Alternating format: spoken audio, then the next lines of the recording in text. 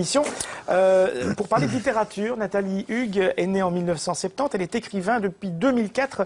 Elle écrit en association avec Jérôme Camus une série de thrillers, Les Voix de l'ombre, dont 4 tomes existent à ce jour, avec des titres, je vous dis que ça, Prédation, Instinct, Stigmate et Rémanence.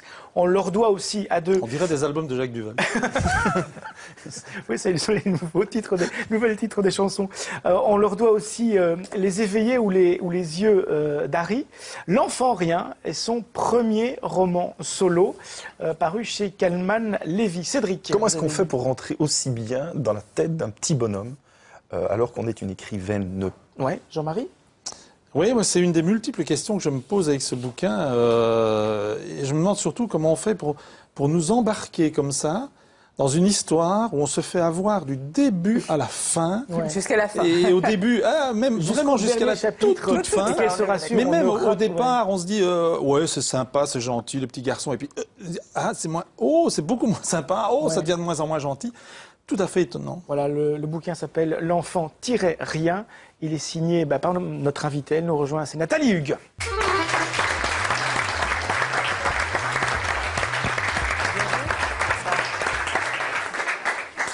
Alors, comment en dire suffisamment et ne pas trop en dire? Voilà, c'est l'histoire d'Adrien.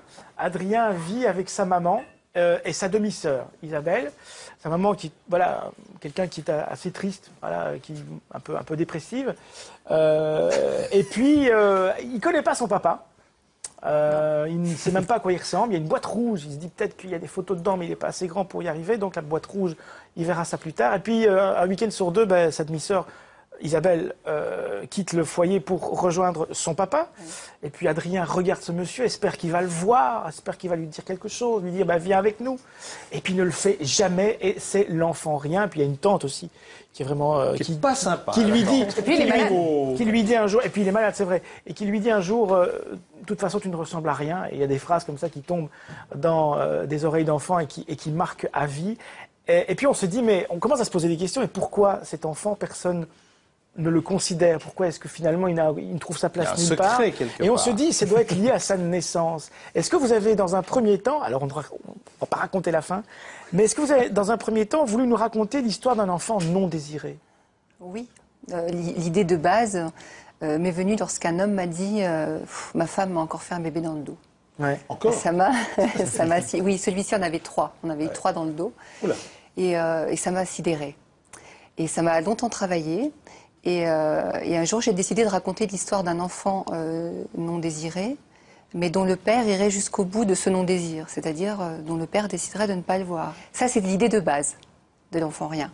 Après, c'est devenu après. autre chose. Mais alors, on se pose plein de questions. On se dit, en effet, c'est peut-être un enfant qui n'a pas, en effet, été désiré par le père, qui a été fait dans le dos du père. Et puis, on se dit, mais c'est peut-être le fruit d'un viol aussi. On se dit, mais voilà. Et ce sont toutes les questions sur... Que deviennent les enfants qu'on n'a pas désirés? Que deviennent les enfants qu'on n'a pas désirés ou que deviennent les enfants qu'on a désirés un temps, mais dont on n'est pas capable d'assurer l'éducation ou d'assumer l'existence. Voilà, l'existence tout court. Il y a des gens qui veulent des enfants et puis moi j'ai connu quelqu'un comme ça qui voulait absolument un enfant contre l'avis de son mari, qui est tombée enceinte et qui après n'en voulait plus.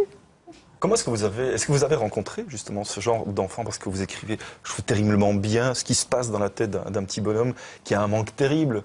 C'est sur base de quoi? Sur base de témoignages, de rencontres que vous écrivez ça? Non, pas du tout. Je suis convaincue qu'il reste encore en moi beaucoup de la petite fille que j'étais. Et je me suis simplement remis le costume de l'enfant que j'étais à une époque. Même si je ne raconte pas mon histoire. Simplement... Cette histoire m'a habité pendant 10 ans avant que je commence à l'écrire. Et elle a jailli d'un coup. Je me suis levée un matin à 4 heures, je me suis mise devant l'ordinateur et c'est comme si l'enfant m'envahissait. Et c'est un petit garçon, je ne peux pas vous dire pourquoi. C'est un petit garçon qui m'a envahi. Ça doit être un petit bout de moi. Peut-être que j'ai rêvé d'être un garçon. Je crois qu'à l'époque, d'ailleurs, dans les cours de récré, j'étais assez garçon manqué. Oui, c'est ça. Ma mère me disait toujours, t'es un vrai garçon manqué. Voilà. Donc le garçon manqué. Et des petites phrases comme ça qui tombent dans l'oreille d'un enfant. Et il m'a investi, il m'a envahi, et j'ai travaillé en apnée pendant 3 semaines, un mois pour le premier jet. Par contre, après, j'ai beaucoup retravaillé parce que Adrien ressortait partout. Il y a des fois, il en était agaçant, c'est-à-dire que des fois, ça se transformait en roman jeunesse parce qu'il était trop présent. Hein. Il parlait comme un... Et donc voilà, j'ai dû beaucoup retravailler. Et c'est quoi la frontière entre roman jeunesse et un roman sur la jeunesse ou sur un enfant, ou basé sur un enfant? Bah déjà, on a écrit avec Jérôme, mon mari, un petit roman jeunesse. Je peux vous dire que c'est un sacré boulot. On y est retourné au moins une vingtaine de fois parce que c'est très calibré. En tout cas, de ce que nous, on en a vu, on a écrit un thriller pour les jeunes de 9 à 13 ans. Et donc, c'est hyper calibré. Chaque phrase, chaque mot est décidé. Voilà. Après, il y a vraiment une grande différence entre un roman pour un enfant et un roman pour adulte avec la voix d'un enfant. On ne dit pas les mêmes choses. Jean-Marie. Mais vous disiez que cet enfant est sorti de vous comme ça, mais il y a quand même un aspect étonnant chez cet enfant, c'est sa maladie aussi. Oui. Là, vous avez quand même dû, je suppose, vous informer, parce que c'est un gamin donc qui ne peut quasiment rien manger, il ne peut pas manger de sel, il peut toucher pas de lait, Il a un syndrome néphrotique, c'est une maladie dont est atteint quelqu'un de ma famille. Ce sont des enfants qui sont atteints très jeunes et ils sont sous cortisone. Et ils ne vont pas à l'école, en tout cas, donc certains non, les autres aussi, mais bon, ils sont privés de sel. Alors vous imaginez un gamin privé de sel, ça veut dire pas de chips, pas de raclette, pas de cacahuètes, enfin tous les trucs. Déjà, il n'a pas de pas les petits gâteaux, les chocorèmes, je sais pas. Voilà, il n'a pas le droit ni à un Mars, ni à rien. Il a même pas d'école quasiment, puisque... Alors celui-ci n'a pas d'école, oui, parce que... Vous lui en mettez quand même beaucoup sur le dos, non? Oui. Pourquoi il fallait qu'il en ait autant? Parce que c'est la vie, parce que je crois qu'il y a beaucoup de... Non mais voilà, je voulais pas un gamin... voilà, pour moi, sur les 3 enfants qu'on a avec Jérôme, il y en a un qui est malade.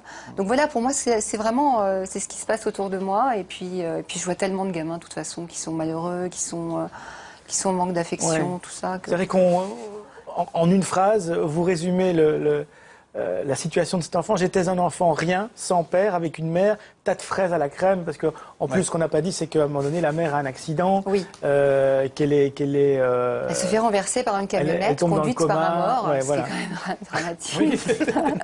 Mais on rit quand même un petit peu. Non, mais comme dans le disque de Jacques Dufresne. Mais comment un enfant de 10 ans peut appréhender une mère qui vient de se faire écraser autrement qu'avec des images d'enfants? Voilà. Et on sent aussi tout le background que vous avez de thriller aussi, parce qu'on l'a dit, vous êtes quand même aussi écrivain de thriller, que vous avez co-signé avec votre mari. Et on sent ça monte, qu'il y a une montée, et on ne racontera pas la fin. Le dernier chapitre où il y a un retournement de situation, on va tout comprendre. Je suis frustrée qu'on puisse pas en parler de la suite. Ah bah oui, on peut pas. L'enfant rien, roman, premier roman solo donc de Nathalie Hugues, c'est chez Calman Lévy. Les 6 milliards d'autres, c'est toujours un tour et taxi.